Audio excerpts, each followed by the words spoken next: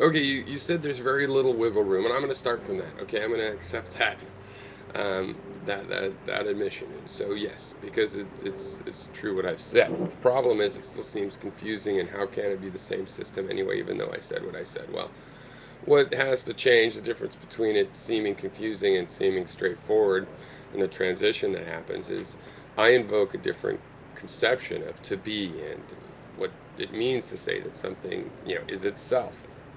Okay, you let's say you at the beginning of the video and you at the end of the video, two systems with distinct some distinct properties, right?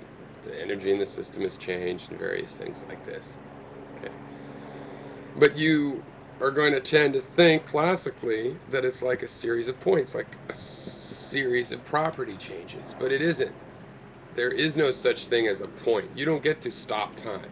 When you split time into moments, the moment has to be a little interval, just like in math. When you split lines up into points, it's nonsense. It does you no good. If you split up into little intervals, you get calculus.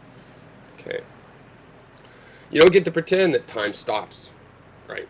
And if you don't pretend that time stops, then there is no A equals A, right? Because time is always going. So the A, when you start saying A equals A, is different from the A when you're done saying A equals A. Which A did you mean? And well, you meant the system. You have to have a different understanding.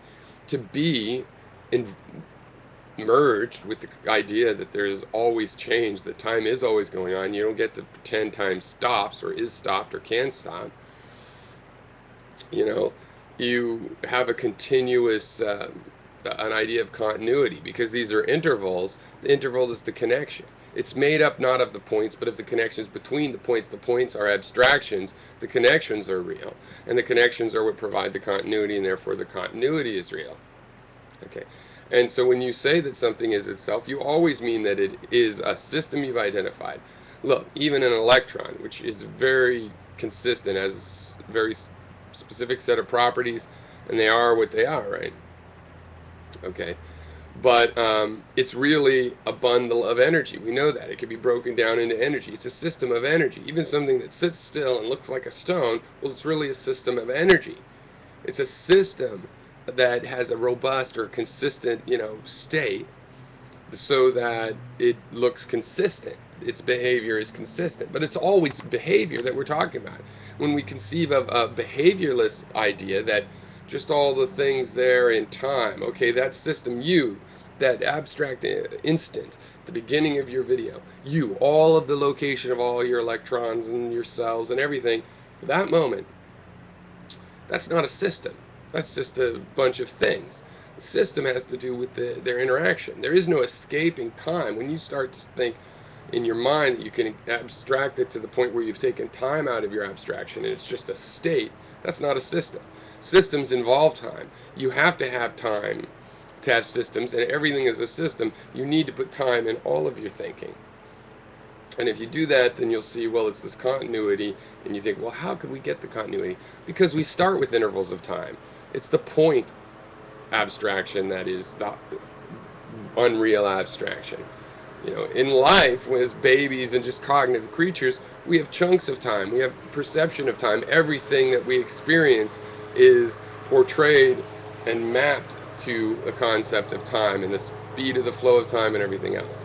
So that's what has to change, is your conception of being, in the sense in which I've said that there is no being, there's only becoming. Do all of your definitions of existence and being as special cases of becoming, things that are becoming and showing a lot of behavior, but the behavior is consistent enough we talk about it as being. Do all your definitions that way, and you'll find that the concept of a system as a being, or an instant in time as a being, that's the abstraction that's just mathematical and for convenience. And the reality of it is the connection. So this thing you say, well, how can you get the connection? No, the connection is there first. And the idea of something as a state at a moment in time, that's the high-level abstraction with all the speculation put in. That's hard to justify. The notion of being, that time would stop, that you could remove time from a situation and understand the situation, that you could capture the essence of a situation when you conceptually remove time from it, that's the illusion. That's what doesn't make sense. That's what bears some explaining for those that would like to do it. Cheers.